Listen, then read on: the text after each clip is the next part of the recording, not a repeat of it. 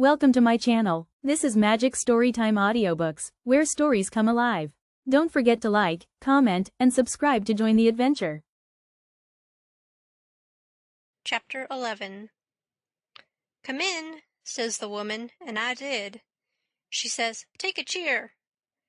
I done it. She looked me all over with her little shiny eyes and says, "What might your name be?" "Sarah Williams." "Whereabouts do you live, in this neighborhood?"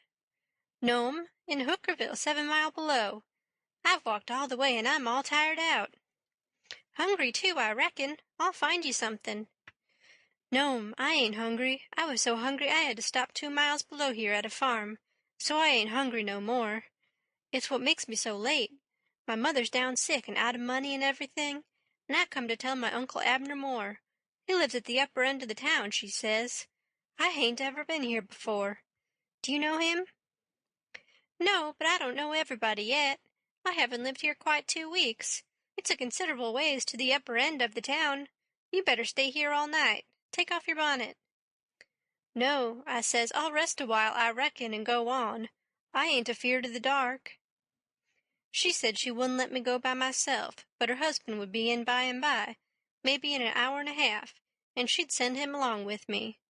Then she got to talking about her husband, and about her relations up the river, and her relations down the river, and about how much better off they used to was, and how they didn't know but they'd made a mistake comin' to our town, instead of lettin' well alone, and so on, till I was afeard I had made a mistake comin' to her to find out what was goin' on in the town. But by and by she dropped on to Pap and the murder, and then I was pretty willin' to let her clatter right along.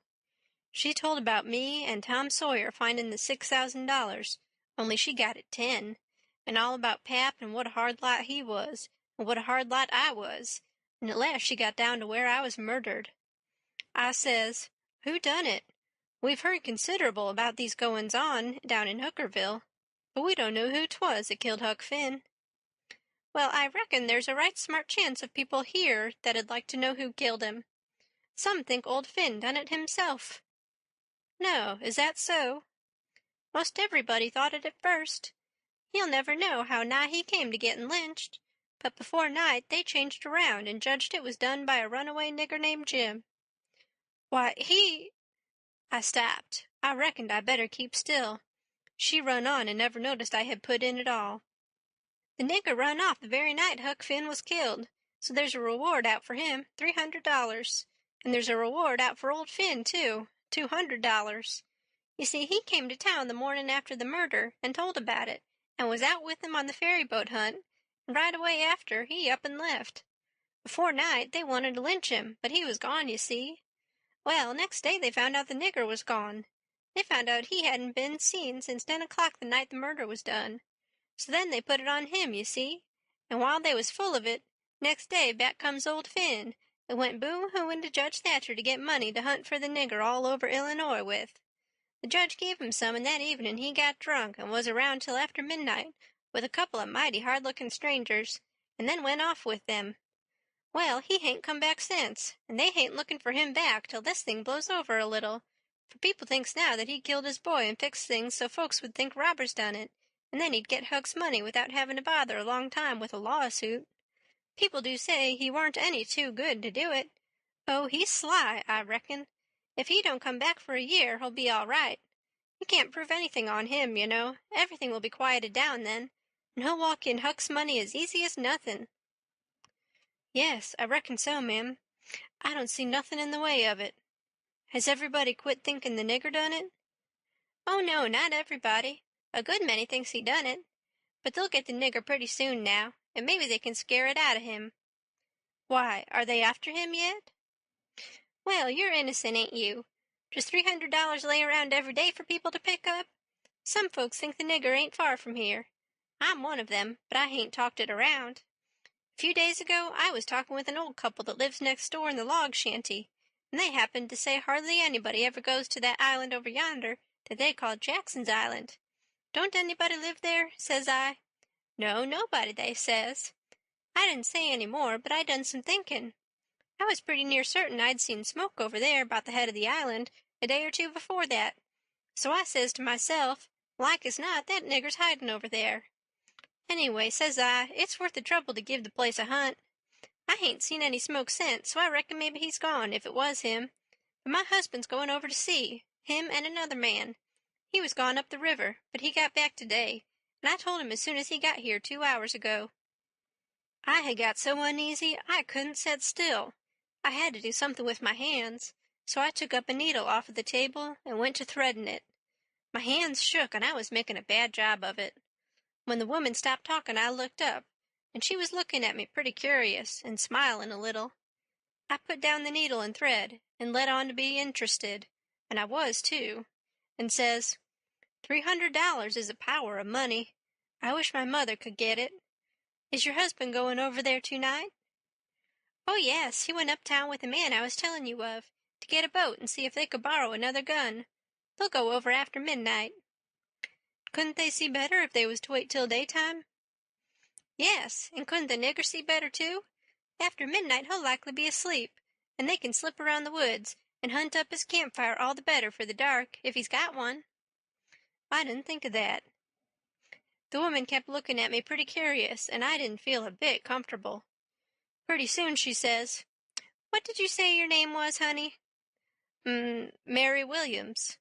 Somehow it didn't seem to me that I said it was Mary before, so I didn't look up. It seemed to me I said it was Sarah, so I felt sort of concerned and was afeard maybe I was looking it too. I wished the woman would say something more. The longer she sat still, the uneasier I was. But now she says, "Honey, I thought you said it was Sarah when you first came in." "Oh, yes'm, I did. Sarah Mary Williams. Sarah's my first name. Some calls me Sarah, some calls me Mary." "Oh, that's the way of it?" "Yes'm." I was feeling better then, but I wished I was out of there anyway. I couldn't look up yet.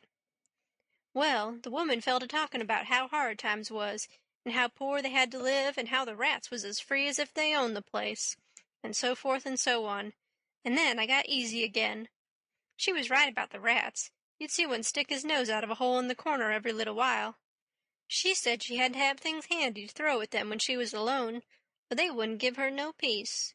She showed me a bar of lead twisted up into a knot, and said she was a good shot with it generally, but she'd wrenched her arm a day or two ago and didn't know whether she could throw true now. But she watched for a chance and directly banged away at a rat, but she missed him wide and said, "Ouch!" It hurt her arm so. Then she told me to try for the next one. I wanted to be getting away before the old man got back, but of course I didn't let on. I got the thing, and the first rat that showed his nose I let drive, and if he'd have stayed where he was he'd have been a tolerable sick rat. She said that was first rate, and she reckoned I would hive the next one. She went and got the lump of lead and fetched it back, and brought along a hank of yarn, which she wanted me to help her with. I held up my 2 hands, and she put the hank over them, and went on talking about her and her husband's matters. But she broke off to say, "Keep your eye on the rats. You better have the lead in your lap handy." So she dropped the lump into my lap just at that moment, and I clapped my legs together on it, and she went on talking, but only about a minute. Then she took off the hank and looked at me straight in the face and very pleasant, and says, "Come now, what's your real name?" What, Mum? What's your real name? Is it Bill or Tom or Bob, or what is it?" I reckon I shook like a leaf, and I didn't know hardly what to do. But I says, "Please don't poke fun at a poor girl like me, Mum. If I'm in the way here, I'll—" "No, you won't. Sit down and stay where you are. I ain't going to hurt you, and I ain't going to tell on you, nuther. You just tell me your secret and trust me. I'll keep it, and what's more, I'll help you. So'll my old man if you want him to. You see, there's a runaway prentice, that's all. It ain't nothing. There ain't no harm in it. You've been treated bad, and you made up your mind to cut. Bless you, child, I wouldn't tell on you. Tell me all about it now. That's a good boy." So I said it wouldn't be no use to try to play it any longer, and I would just make a clean breast and tell her everything, but she mustn't go back on her promise. Then I told her my father and mother was dead, and the law had bound me out to a mean old farmer in the country, 30 mile back from the river, and he treated me so bad I couldn't stand it no longer. He went away to be gone a couple of days, so I took my chance and stole some of his daughter's old clothes and cleared out, and I had been 3 nights coming the 30 miles. I traveled nights and had daytimes and slept, and the bag of bread and meat I carried from home lasted me all the way, and I had a plenty. I said I believed my Uncle Abner Moore would take care of me, and so that was why I struck out for this town of Goshen. Goshen, child? This ain't Goshen. This is St. Petersburg. Goshen's 10 miles further up the river. Who told you this was Goshen? Why, I met a man at daybreak this morning, just as I was going to turn into the woods for my regular sleep. He told me when the roads forked I must take the right hand, and 5 mile would fetch me to Goshen. He was drunk, I reckon. He told you just exactly wrong. Well, he did act like he was drunk, but it ain't no matter now. I got to be moving along. I'll fetch Goshen before daylight. Hold on a minute. I'll put you up a snack to eat. You might want it.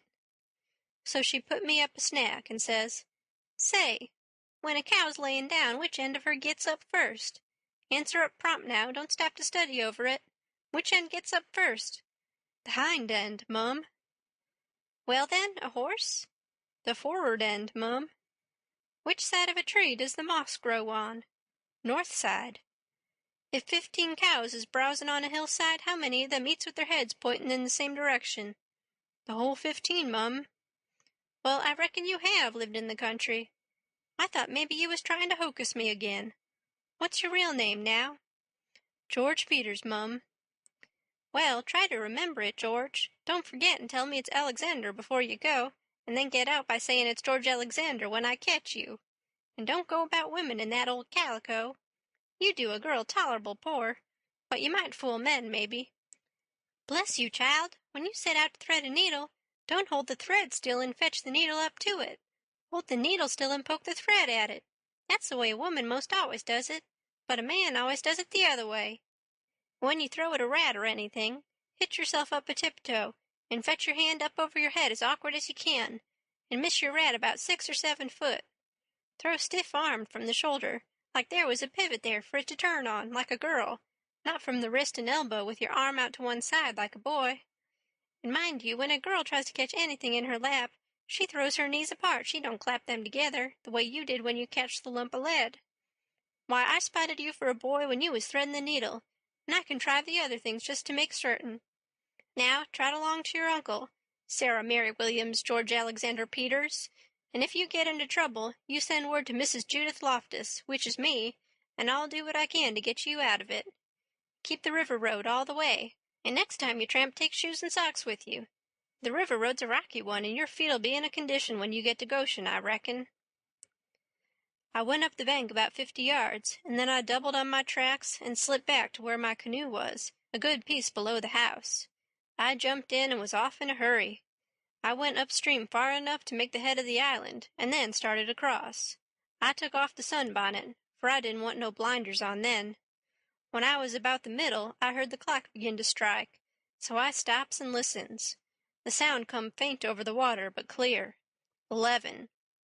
When I struck the head of the island, I never waited to blow, though I was most winded, but I shoved right into the timber where my old camp used to be, and started a good fire there on a high and dry spot. Then I jumped in the canoe and dug out for our place, 1.5 miles below, as hard as I could go.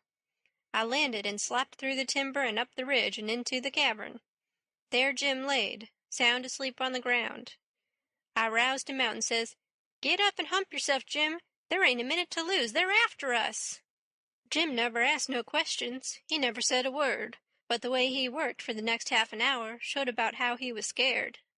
By that time everything we had in the world was on our raft, and she was ready to be shoved out from the willow cove where she was hid. We put out the campfire at the cavern the first thing, and didn't show a candle outside after that. I took the canoe out from the shore a little piece, and took a look, but if there was a boat around I couldn't see it, for stars and shadows ain't good to see by. Then we got out the raft and slipped along down in the shade, past the foot of the island dead still, never saying a word. Thank you so much for watching. If you enjoyed the story, don't forget to hit like and leave a comment. And of course, subscribe to Magic Storytime Audiobooks for more magical adventures.